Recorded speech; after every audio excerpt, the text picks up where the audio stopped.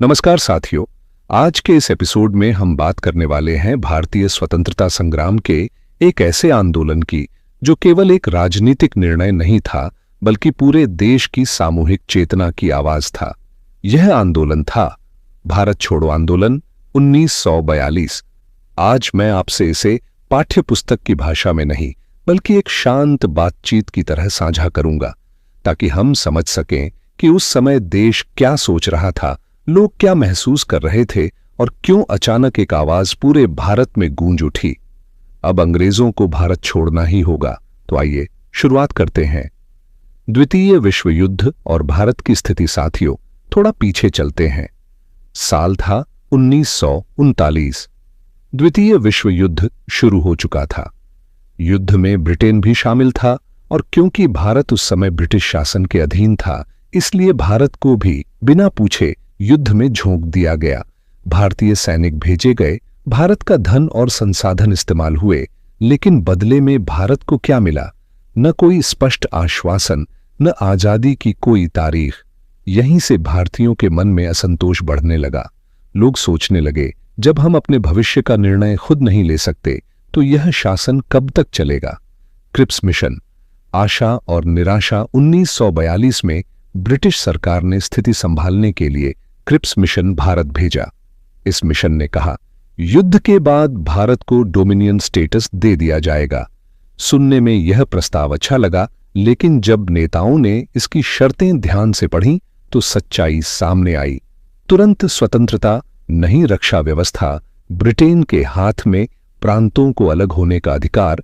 महात्मा गांधी ने इस प्रस्ताव को एक वाक्य में समझा दिया, यह भविष्य की तारीख वाला चेक है, यानी आज कुछ नहीं, सब कुछ कल के भरोसे।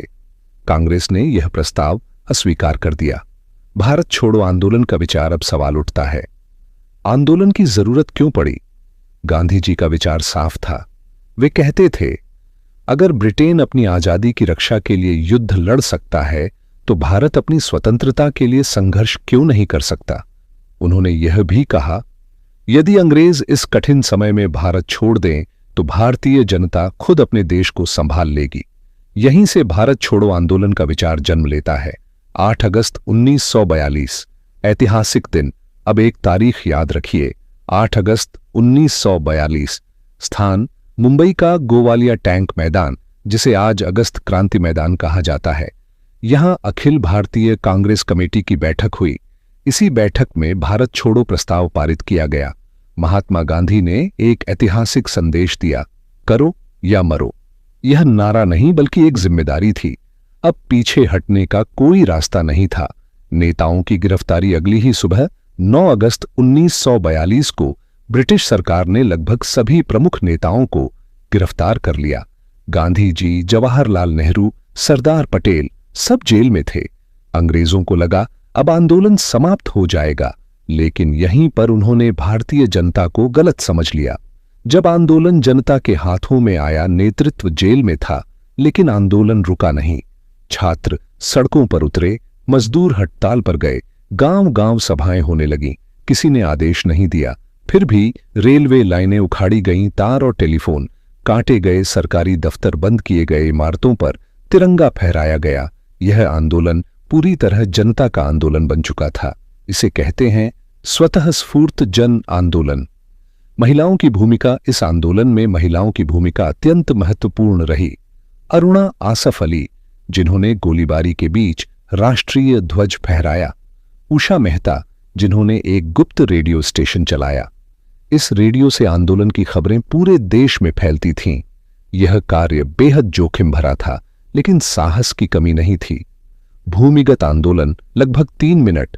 जब खुले आंदोलन को दबाने की कोशिश की गई तो आंदोलन भूमिगत हो गया। जयप्रकाश नारायण, राम मनोहर लोहिया जैसे नेता छिपकर काम करने लगे। गुप्त संदेश, पर्चे, विश्वसनीय संदेशवाहक, अंग्रेजों के लिए इन्हें रोकना कठिन हो गया। ब्रिटिश दमन नीति, ब्रिटिश सरकार ने कड़ा दमन किया। लाठीचार्ज हुआ, गोलियां चलीं, हजारों लोग जेल में डाले गए। लगभग 1 लाख से अधिक लोग गिरफ्तार किए गए। प्रेस पर सेंसरशिप लगाई गई, सभाओं पर रोक लगी। फिर भी आंदोलन की भावना पूरी तरह समाप्त नहीं हुई। आंदोलन की सीमाएं साथियों इतिहास को ईमानदारी से समझना जरूरी है। भारत छोड़ो आंदोलन बहुत व्यापक था, लेकिन पूरी तरह संगठित नहीं। केंद्रीय नेतृत्व की कमी, कई जगह हिंसा, मुस्लिम लीग का समर्थन नहीं, इसलिए यह आंदोलन तुरंत आजादी नहीं दिला सका। ऐतिहासिक महत्व फिर भी सवाल यह है, यह आंदोलन इतना महत्वपूर्ण क्यों है?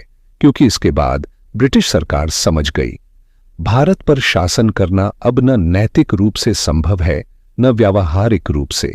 भारत छोड़ो आंदोलन ने ब्रिटिश शासन की नींव हिला दी। यहीं से 1947 की स्वतंत्रता का मार्ग स्पष्ट हो गया। निष्कर्ष तो साथियों, भारत छोड़ो आंदोलन हमें यह सिखाता है, जब पूरा देश एक साथ खड़ा होता है तो सबसे बड़ा साम्राज्य भी डगमगा जाता है। यह आंदोलन केवल इतिहास का अध्याय नहीं, बल्कि यह याद दिलाता है, स्वतंत्रता मांगने से नहीं, संघर्ष से मिलती है। इसी विचार के साथ आज के इस एपिसोड को यहीं विराम देते हैं। जय हिंद।